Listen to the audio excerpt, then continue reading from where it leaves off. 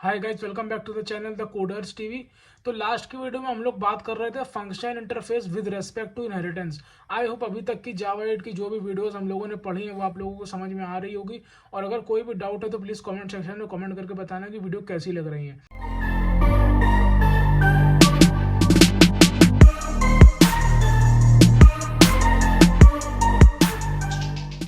तो आज का टॉपिक हमारा होने वाला है function interface versus lambda expression. जी हाँ।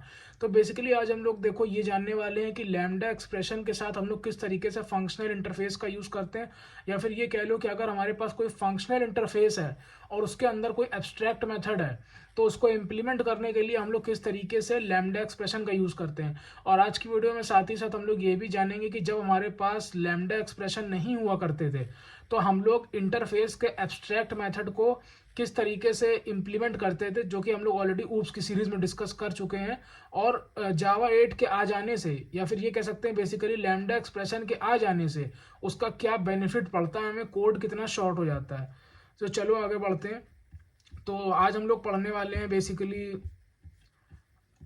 लैम्डा एक्सप्रेशन का यूज़ देखेंगे फंक्शन इंटरफेस के साथ, function interface versus lambda expression. ठीक है। तो देखो बहुत एक सिंपल से एग्जांपल, आज कोई थ्योरेटिकल नहीं होगा, सीधा जो है डायरेक्टली कोड से हम लोग बात करेंगे। और देखो एक एग्जांपल ये देखेंगे हम लोग। आज हम लोग अपना टॉपिक डाल लेते हैं सबसे पहले, functional interface versus lambda expression. ठीक है। तो हम लोग सबसे पहले बात करेंगे यहाँ पर कि बिफोर जावा 8।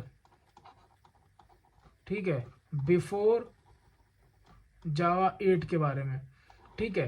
तो देखो हम लोग पहले डायरेक्टली कोड से भी जा सकते हैं, लेकिन थोड़ा सा पहले हम लोग यहाँ पर देख लेते हैं।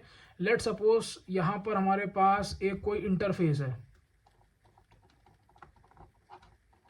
ठीक है, इंटरफेस ए है लेट सपोज, और इंटरफेस ए के अंदर लेट सपोज एक मेथड है m1। ठीक है, लेट सपोज एक मेथड है m1। अब वो इंटरफेस चाहे नॉर्मल ले लो या फिर चाहे जो है तुम इंटरफेस को एक फंक्शन इंटरफेस भी कंसिडर कर सकते हो। लेट सपोज अगर हम इसको नॉर्मल इंटरफेस लेके चलते हैं, अभी के लिए नॉर्मल इंटरफेस लेके चल रहा है। ठीक है, और लेट सपोज इसके अंदर अभी के लिए फ़िलहाल एक ही मेथड है। और अगर मान लो हमें इस मेथड को इम्प्लीमेंट करना पड़ता था तो हम लोग क्या करते थे, हमारे पास एक क्लास होती थी और हम लोग लिखते थे इम्प्लीमेंट ए। ठीक है, और हम लोग यहाँ पर इस m1 मेथड की बॉडी जो है इस तरीके से प्रोवाइड करा देते थे। तो बेसिकली हम लोग जब जावा 8 हमारे पास नहीं थी, जावा 8 पहले की बात करें तो हमें इतना कोड करना पड़ता था जावा 8 के पहले। ठीक है, जावा 8 के पहले हमें जो है इतना कोड करना पड़ता था इस एक एब्स्ट्रैक्ट मेथड को इम्प्लीमेंट करने के लिए। ये बेसिकली हमारा public abstract method by default, इसको इम्प्लीमेंट करने के लिए हमें एक क्लास में इस मेथड को जो है इम्प्लीमेंट करना पड़ता था। तो ये थी बिफोर जावा 8 की बात। अब अगर हम जावा 8 के आ जाने की बात करें, ठीक है, या फिर ये कह लें विद जावा 8, विद जावा 8, तो यहाँ पर क्या चीज़ें फ़र्क आ जाती हैं।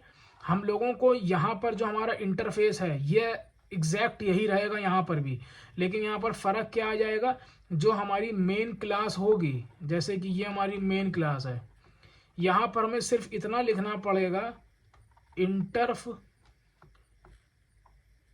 ठीक है, यहाँ पर हमें कितना लिखना पड़ेगा, ये देखो इसका कोड हम लोगों ने ऑलरेडी यहाँ पर जो है लिख रखा है इस तरीके से यहाँ पर। ठीक है, तो यहाँ पर हम लोग लिख सकते हैं इंटरफ।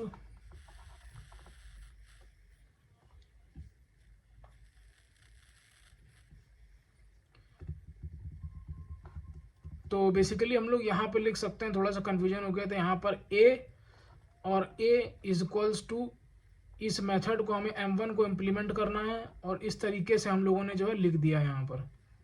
ठीक है, तो देखो कितने छोटे में यहाँ पर ये चीज़ हो गई है। मतलब यहाँ पर हमें जो है ये वॉइड और ये सब लगाने की जरूरत नहीं पड़ी। अब ये जो करली ब्रेसेज है इसको यहाँ ना ख़त्म करने के बजाय हम इधर भी ख़त्म कर सकते थे। तो तुम डिफरेंस देख सकते हो, यहाँ पर हम लोगों ने m1 मेथड को ऐसे इम्प्लीमेंट किया है। ठीक है, और यहाँ पर हम लोगों ने m1 मेथड को ऐसे इम्प्लीमेंट किया है। ये हमारे जावा 8 जब था हमारे पास तब की बात है। तो तुम डिफरेंस ये देख सकते हो। ठीक है, अब लेट सपोज इसी चीज़ को हम सीधा कोड से देखते हैं, ज़्यादा बिना समय ना ज़्यादा लगाते हुए। ठीक है, लेट सपोज हमारे पास ये एक इंटरफेस ए है, और लेट सपोज हमारे पास जो है ये एक मेन क्लास है।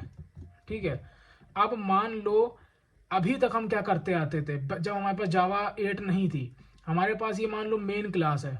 ठीक है, मेन क्लास में अगर हमने इम्प्लीमेंट कर लिया ए को, ठीक है, तो हमको क्या करना पड़ता था, void 1 इस तरीके से लिखना पड़ता था।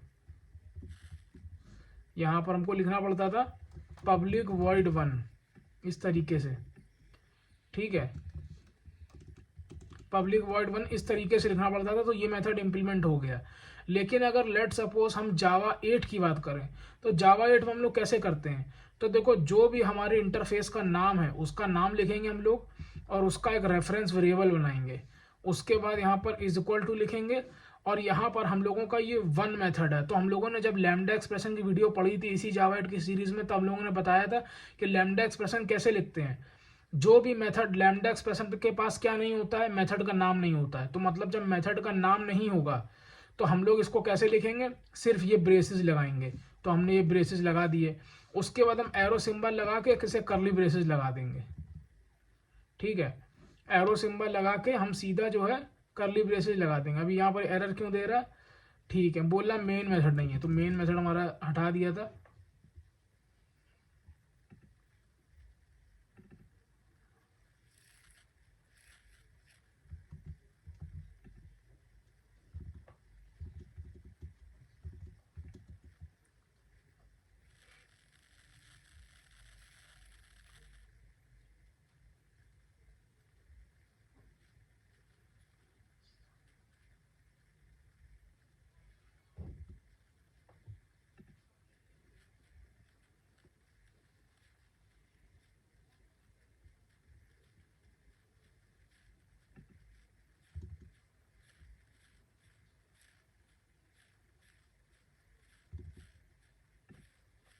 हाँ, तो देखो अब जब हम यहाँ पर जो है इसको लैम्डा एक्सप्रेशन के थ्रू इम्प्लीमेंट करेंगे, तो अब हमें इसकी लगाने की जरूरत नहीं है कि यहाँ पर जो हम इम्प्लीमेंट्स ए लिखें। ठीक है, ये था हमारा पुराना तरीका। पुराने तरीके से हम लोग कैसे करते थे, हम लोग इस तरीके से जो है यहाँ पर पब्लिक वॉइड जो है 1 इस तरीके से लिख देते थे। तो ये था हमारा पुराना तरीका इंटरफेस का एब्स्ट्रैक्ट मेथड को इम्प्लीमेंट करने का। ठीक है, लेकिन अगर हम लोग जावा 8 से करेंगे, इसको लैम्डा एक्सप्रेशन का यूज़ करके करेंगे, तो हम लोग सबसे पहले इम्प्लीमेंट ए हटा देंगे, फिर क्या करेंगे, रेफरेंस वेरिएबल का नाम, इंटरफेस का नाम लिखेंगे, रेफरेंस वेरिएबल बनाएंगे, इक्वल टू लिखेंगे। और फिर अगर याद होगा जावा 8 की जब हम लोगों ने सीरीज स्टार्ट करी थी, तो उसमें लैम्डा एक्सप्रेशन डिस्कस किया था कि कैसे बनता है। तो लैम्डा एक्सप्रेशन कैसे बनता है, मेथड के नाम को हम कभी नहीं लिखते हैं, लैम्डा एक्सप्रेशन का नाम नहीं होता है, कोई नेमलेस फंक्शन होता है, और उसके जो भी पैरामीटर्स अगर हैं तो लिख दो, नहीं है तो ब्रैकेट से ऐसे ही लगा दो, और फिर उसके बाद एरो सिंबल, और उसके बाद करली ब्रेसेस। तो ये देखो इस तरीके से जो है हमने यहाँ पर वन मेथड को इम्प्लीमेंट कर लिया। ठीक है, अब लेट सपोज कि यहाँ पर अगर हम एक मेथड और डाल देते हैं 2 इस तरीके से, तो यहाँ पर एरर क्यों आ रही है, तो यहाँ पर एरर इसलिए आ रही है कि लैम्डा एक्सप्रेशन जो होता है वो हमेशा उस मेथड को ही इंप्लीमेंट करता है इंटरफेस के जिसमें एक ही एब्स्ट्रैक्ट मेथड प्रेजेंट है। देखो अब इसकी कहानी समझाते हैं। इसकी कहानी क्या है बेसिकली, ये देखो लेट सपोज कि यहाँ पर जो है ये हमारा कोड है। ठीक है, अब यहाँ पर इसकी कहानी क्या है, अभी देखो तुमने यहाँ पर इस चीज़ को इम्प्लीमेंट किया। ठीक है, ये तुम्हारा M1 मेथड है ये। ठीक है, मान के चलो कि ये 2 मेथड अभी तुम्हारे पिक्चर में प्रेजेंट नहीं है, ये एब्स्ट्रैक्ट मेथड ही। ठीक है, और तुमने जब इस M1 मेथड को इम्प्लीमेंट किया, तो तुमने ऐसे करली ब्रेसेस लगा करके इसको इम्प्लीमेंट कर लिया यहाँ पे, तो इस केस में ये चल जाएगा, कोई दिक्कत नहीं है। ठीक है, क्योंकि यहाँ पर 1 जो हमारा मेथड है उसके पास भी कोई पैरामीटर नहीं है, और हमने अपने लैम्डा एक्सप्रेशन में भी कोई पैरामीटर नहीं डाल रखा है। ठीक है, लेकिन अब कहानी आती है, लेट सपोज यहाँ पर इंटरफेस के पास 2 एब्स्ट्रैक्ट मेथड है और तुमने उसको इम्प्लीमेंट किया। ठीक है, तुमने देखा यहाँ पर कि 1 के पास भी कोई पैरामीटर नहीं है, 1 मेथड के पास, और 2 मेथड के पास भी कोई पैरामीटर नहीं है। तो जब तुमने इसको इम्प्लीमेंट किया और लैम्डा एक्सप्रेशन जब तुमने यहाँ पर लिखा, यहाँ पर बिना पैरामीटर के साथ, तो यहाँ पर जेवीएम बोल रहा है कि भाई ये किसका इम्प्लीमेंटेशन है, ये वन मेथड की इम्प्लीमेंटेशन है कि ये टू मेथड की इम्प्लीमेंटेशन है, क्योंकि वन मेथड के पास भी पैरामीटर में कुछ भी नहीं है और टू मेथड के पास भी पैरामीटर में कुछ भी नहीं है। ठीक है, तो इसका मतलब अगर या तो किसी एक के पास पैरामीटर में डिफरेंस हो तो वो पहचान लेगा, या तो कुछ और चीज होगी। तो अगर मान लो हम पैरामीटर में डिफरेंस करते हैं, लेट सपोज हमने INT A लिख दिया, तो क्या एरर रिजॉल्व हुई? एरर तो अब भी रिजॉल्व नहीं हुई। ठीक है, हमने यहाँ पर क्या किया, ये जो टू मेथड है, हमने यहाँ पर क्या किया, ये जो टू मेथड है, ये देखो हमने यहाँ पर क्या किया, ये जो टू मेथड है बेसिकली, ये देखो यहाँ पर ये जो टू मेथड है, देखो पहले यहाँ पर हमारे पास डिफरेंस नहीं आ रहा था पैरामीटर में, तो लैम्डा एक्सप्रेशन जो था वो समझ नहीं पा रहा था कि किसकी इंप्लीमेंटेशन दें, वन मेथड की इंप्लीमेंटेशन दें कि टू मेथड की इंप्लीमेंटेशन दें। लेकिन अब तो यहाँ पर हमने लैम्डा पैरामीटर्स में देखो डिफरेंस क्रिएट कर दिया, यहाँ पर 0 पैरामीटर है और यहाँ पर 1 पैरामीटर्स हैं। तो यहाँ पर हमने जो ये लैम्डा एक्सप्रेशन क्रिएट किया है वो तो फिर इसी का माना जाना चाहिए, वन मेथड का, टू का तो नहीं माना चाहिए, क्योंकि यहाँ पर हमने कोई डिफरेंस जो यहाँ पर जो हमने पैरामीटर तो पैरामीटर का टाइप तो दिया नहीं है। लेकिन लेट सपोज अगर हम मान लो यहाँ पर ए लिख देते हैं इस तरीके से INT A, तो एरर तो यहाँ पर अब भी आ रही है। तो इससे हमें यह पता चलता है कि लैम्डा जो एक्सप्रेशन जो होता है, lambda expression can only give implementation to single abstract method interface. समझे, लैम्डा एक्सप्रेशन हमेशा उसी का इंप्लीमेंटेशन देता है जिस इंटरफेस के पास सिर्फ सिंगल एब्स्ट्रैक्ट मेथड हो। समझ रहे हो? तो इसी सिक्योरिटी को मेंटेन रखने के लिए लेट सपोज तुमने जो है यहाँ पर टू मेथड, यहाँ पर तुमने क्या किया, जब हम यहाँ पर स्टार्टिंग में वन मेथड था, ठीक है, तो ये कोड हमारा बढ़िया चल रहा था। ठीक है, अब मान लो कोई नया डेवलपर, जूनियर डेवलपर आता है और उसने क्या कर दिया यहाँ पर गलती, अब भाई उसको तो पता नहीं था कि ये फंक्शन इंटरफेस है, ठीक है, और तुमने यहाँ पर उसकी इंप्लीमेंटेशन प्रोवाइड कर रखी है वन मेथड की। ठीक है, तो तुमने एक नया डेवलपर आया, उसने क्या कर दिया, यहाँ पर एक मेथड और ऐड कर दिया टू नाम से। ठीक है, तो अब जेवीएम कंफ्यूज हो जाएगा कि भाई ये इंप्लीमेंटेशन हम किसका दें, वन मेथड का दें कि टू मेथड का दें। तो इसी सिक्योरिटी को मेंटेन रखने के लिए या ये एरर ना है इसको प्रिवेंट करने के लिए हम यहाँ पर क्या लगा देते हैं, फंक्शनल इंटरफेस। अब जो है इन फ्यूचर कोई भी जूनियर डेवलपर आएगा, वो या नया बंदा आएगा, वो ये देखेगा कि अच्छा भाई ये फंक्शनल इंटरफेस है, तो मतलब इसमें जो है हम नया एब्स्ट्रैक्ट मेथड ऐड नहीं कर सकते हैं, क्योंकि अगर हमने नया एब्स्ट्रैक्ट मेथड ऐड कर दिया तो एक प्रॉब्लम तो ये होगी कि वो फंक्शनल इंटरफेस नहीं माना जाएगा। अगर हमने मान लो एनोटेशन हटा भी दिया तब भी एरर आएगी। क्यों? क्योंकि लैम्डा एक्सप्रेशन जो होता है वो हमेशा फंक्शनल इंटरफेस के एब्स्ट्रैक्ट मेथड को ही इम्प्लीमेंट करता है, और ये इंटरफेस तो हमारा फंक्शनल रहा ही नहीं है, क्योंकि यहाँ पर दो एब्स्ट्रैक्ट मेथड है और एनोटेशन भी नहीं है। इसलिए हमको यहाँ से एक मेथड भी हटाना पड़ेगा और फंक्शनल इंटरफेस एनोटेशन भी लगाना पड़ेगा। तो अब यहाँ से दो चीज़ें समझ में आती हैं कि ये फंक्शनल इंटरफेस एनोटेशन की रिक्वायरमेंट क्या है। एक रिक्वायरमेंट तो ये है कि इसको लगाने से हम जो है प्रिवेंट कर सकते हैं आगे आने वाली दिक्कतों को, कि अगर इन फ्यूचर आके कोई नया बंदा यहाँ पर एक और मेथड ऐड कर देता है तो वो ना ऐड करे, क्योंकि यहाँ पर जो लैम्डा एक्सप्रेशन है वो खाली उसी के लिए लिखा जा सकता है, वो खाली फंक्शनल इंटरफेस के लिए लिखा जा सकता है, ऐसा समझो। अब यहाँ पर देखो ये जो लैम्डा एक्सप्रेशन है, इस लैम्डा एक्सप्रेशन का टाइप क्या है, फंक्शनल इंटरफेस ये है। ठीक है, मतलब इस लैम्डा एक्सप्रेशन का रेफरेंस वेरिएबल हम कह सकते हैं, इसको होल्ड कौन कर रहा है, वो फंक्शन इंटरफेस कर रहा है। फंक्शन इंटरफेस क्या, ए। ठीक है, तो आई होप ये चीज समझ में आई हो कि लैम्डा एक्सप्रेशन उसी के लिए लिखा जा सकता है, उसी इंटरफेस के लिए लिखा जा सकता है जिसके अंदर सिंगल एब्स्ट्रैक्ट मेथड है।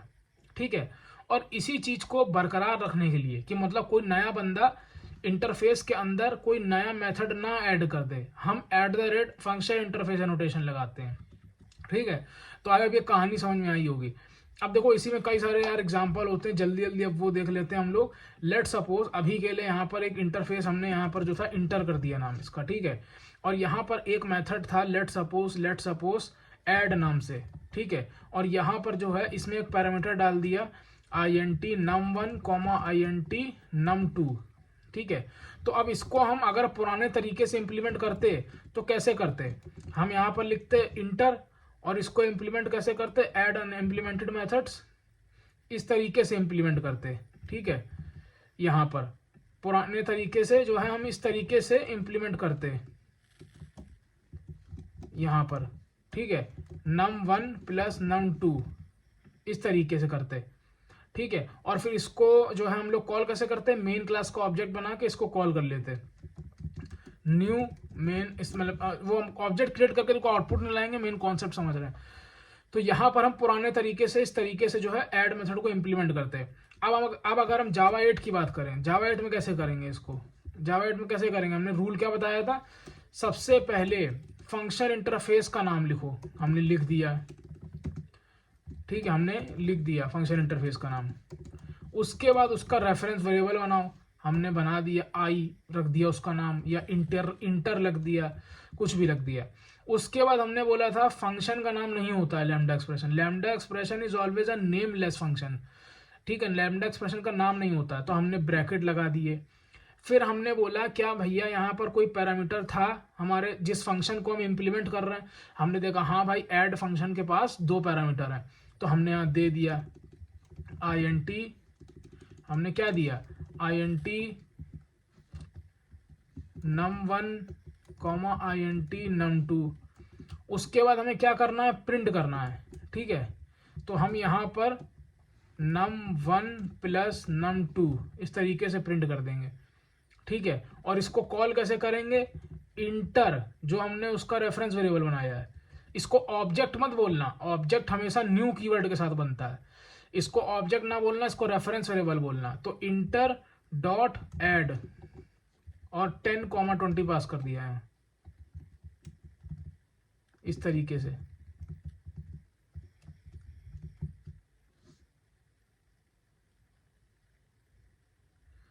अच्छा ठीक है, तो यहाँ पर जो ये स्टैटिक और वो नॉन स्टैटिक का थोड़ा सा लफड़ा हो रहा है, तो इसको सॉल्व करने के लिए हम लोग जो है या तो एक और यहाँ पर इसको अगर हम इसको ऐसे करते हैं, लेट सपोज ये देखो सॉल्व हो गया, ठीक है। चलो हमने मेन मेथड के अंदर उसकी इम्प्लीमेंटेशन दे दी, ठीक है। तो अब अगर हम इसको हम कॉल करेंगे तो देखो 30 आ गया, ठीक है। इसको कॉल करेंगे तो 30 आ गया इस तरीके से। अब अगर मान लो हमें रिटर्न कराना होता, अगर हमें रिटर्न कराना होता कैसे करते, सबसे पहले हमें फंक्शन इंटरफेस के अंदर टाइप चेंज करना होगा, ठीक है। फिर यहाँ से system dot out dot println को हटा के क्या करना पड़ेगा, यहाँ पर लिखना पड़ेगा रिटर्न num1 प्लस num2 और यहाँ पर सेमीकोलन, ठीक है। फिर यहाँ पर जब ये रिटर्न करेगा तो उसको होल्ड भी करना पड़ेगा, int res equals to inter dot this, ठीक है। उसके बाद जब res को प्रिंट करेंगे तो देखो क्या आया है, 30 आया है, ठीक है। अब लेट सपोज एक एग्जांपल और ले लेते हैं। अब देखो यहाँ पर अगर फिर से वही बात आ जाएगी, किसी ने अगर फिर से नया मेथड ऐड कर दिया इस तरीके से, फाइंड लेंथ, स्ट्रिंग की लेंथ फाइंड करने के लिए मेथड बनाया है, तो फिर से एरर आ जाएगी, क्योंकि फंक्शन इंटरफेस का एनोटेशन लगा है और उसके अंदर 2 एब्स्ट्रैक्ट मेथड नहीं आ सकते हैं, तो एक एब्स्ट्रैक्ट मेथड को हमने हटा दिया।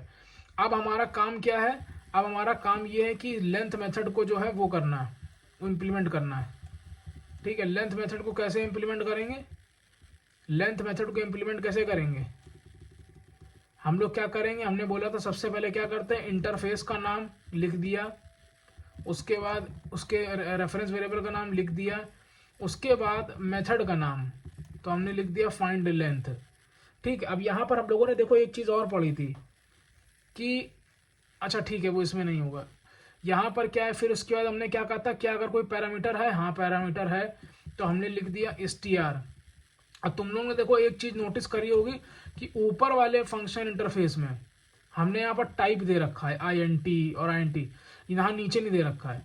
तो उसका रीज़न ये है कि अगर एक ही रिटर्न टाइप है, मतलब एक ही पैरामीटर है, तो हम लोग टाइप नहीं देंगे तब भी चलेगा।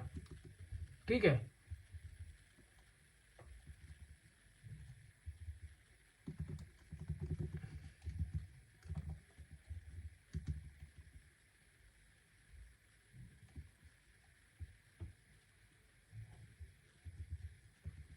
तो देखो गलती से हम लोग क्या कर दिए, नाम ही लिख दिए यहाँ पे। वो नहीं करना, नाम नहीं लिखा जाता लैम्डा एक्सप्रेशन में। ठीक है, अब उसके बाद यहाँ पर हम लोगों ने क्या पास कर दिया, एक स्ट्रिंग वेरिएबल, उसके बाद str.length। अब उसको हम रिटर्न भी कर सकते हैं, प्रिंट भी कर सकते हैं। और लेट सपोज अगर हमें प्रिंट करना है तो हम लोग प्रिंट कैसे करेंगे, यहाँ पर ये डाल देंगे और इसको ऐसे प्रिंट कर देंगे। ठीक है, लेकिन तुम ये एरर क्यों आ रही है, रिटर्न टाइप इसका भी स्ट्रिंग है, तो इसको वॉइड कर देंगे। और अभी अगर इसको हम रन करेंगे, ये देखो इंटर डॉट फाइंड लेंथ, और अगर लेंथ दे दिया यहाँ पर द कोडर्स टीवी, तो क्या आएगा आउटपुट, 10। ठीक है, अब यहाँ पर ये हो गया प्रिंट कर, तो ये रिटर्न कैसे करेंगे, str.length लिख करके। ठीक है, और यहाँ पर जो है हमें यहाँ पर इसका रिटर्न टाइप भी चेंज करना पड़ेगा स्ट्रिंग में, इस तरीके से। ठीक है, और यहाँ पर ये क्या बोल रहा है, इंट में करना पड़ेगा, सॉरी, क्योंकि लेंथ रिटर्न कर रहा है ना, और यहाँ पर सेमी कोलन देना पड़ेगा। अब जब ये हमें आउटपुट देगा तो इसका आउटपुट जो है हम स्टोर कर लेंगे, int res equals to inter, इस तरीके से। और उसके बाद इसको जब स्टोर करेंगे तो देखो res आ गया। ठीक है, तो देखो 10 आ गया। तो एक एग्जांपल ये हो गया। आई होप ये एग्जांपल समझ में आए होंगे। अब वैसे ही देखो यहाँ पर ये थ्रेड का भी एग्जांपल दे रखा है। विद एनोनिमस इनर क्लास से हम कैसे थ्रेड को क्रिएट करते हैं, और लैम्डा एक्सप्रेशन के थ्रू हम कैसे थ्रेड को क्रिएट करते हैं। ठीक है, तो हम लोग यहाँ पर एनोनिमस इनर क्लास डिस्कस नहीं करेंगे, क्योंकि यार ये फिर से देखो इसमें रिवाइज करना पड़ेगा, और अगर किसी को याद होगा एनोनिमस इनर क्लास तो वो खुद समझ जाएगा। हम सीधा लैम्डा एक्सप्रेशन की बात करते हैं। लैम्डा एक्सप्रेशन से हम किस तरीके से थ्रेड को क्रिएट करते हैं। ठीक है, देखो हम सब लोग, ये पहले सब कुछ कमेंट कर देते हैं। देखो हम सब लोगों को पता है कि थ्रेड क्लास, अगर हमको थ्रेड क्रिएट करना है तो हमें एक्सटेंड करना पड़ेगा थ्रेड क्लास को, और ओवरराइड या फिर ये कह लो इम्प्लीमेंट करना पड़ेगा रन मेथड को। थ्रेड क्लास को एक्सटेंड करके इम्प्लीमेंट करना पड़ेगा रन मेथड को। तो हम लोग कैसे करेंगे, हम लोग लिखेंगे थ्रेड लिखेंगे, और उसके बाद यहाँ पर टी लिखेंगे,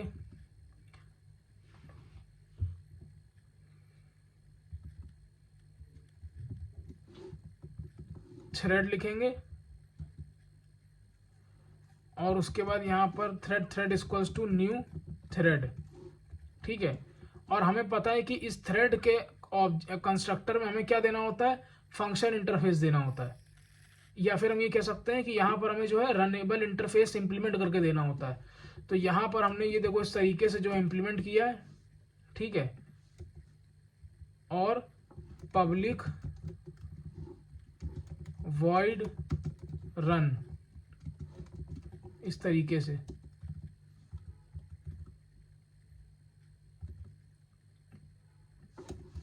यहाँ पर जो हमने देखो रन मेथड को इम्प्लीमेंट कर लिया है ये।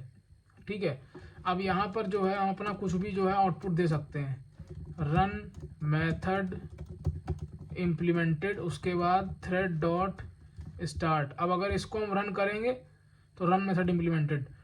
अब पता नहीं कितने लोगों को ये चीज़ समझ में आई होगी कि नहीं, क्योंकि ये थोड़ा सा एनोनिमस इनर क्लास का कॉन्सेप्ट था, मतलब ये वाला तो नहीं है, लेकिन ये वाला एनोनिमस इनर क्लास का कॉन्सेप्ट है। ठीक है, अब यहाँ पर लैम्डा एक्सप्रेशन में देखो क्या हुआ। देखो थ्रेड बनाने के दो तरीके होते हैं, अगर मल्टी थ्रेडिंग याद रही हो।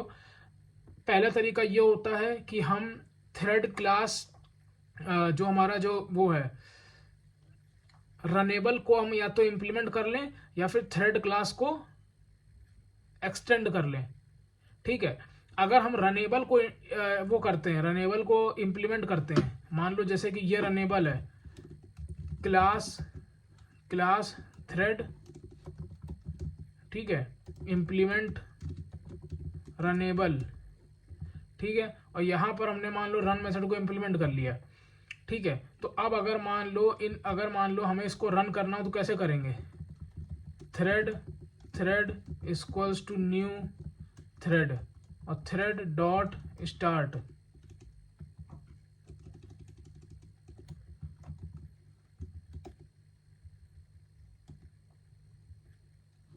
इसका नाम हम थ्रेड नहीं रख सकते, माय थ्रेड रखना चाहिए हमें, माय थ्रेड। ठीक है, तो अब अगर यहाँ पर हम इसको माय थ्रेड बोलते हैं, माय थ्रेड, तो थ्रेड डॉट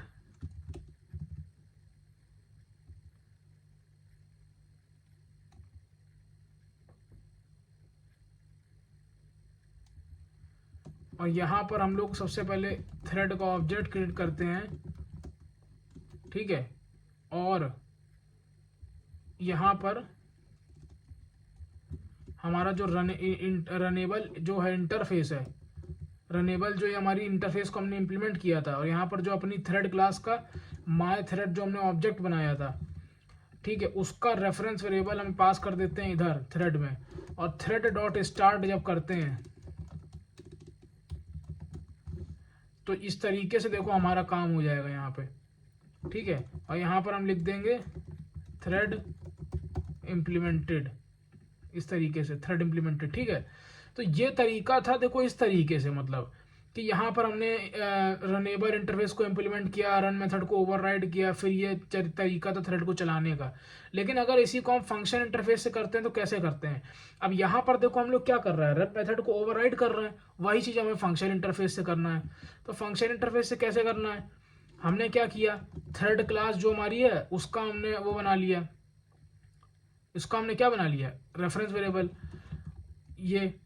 उसके बाद हमने क्या करा, उसके बाद thread equals to new thread. हम ये चीज रनेबल से भी कर सकते हैं, ये देखो रनेबल रनेबल इक्वल्स टू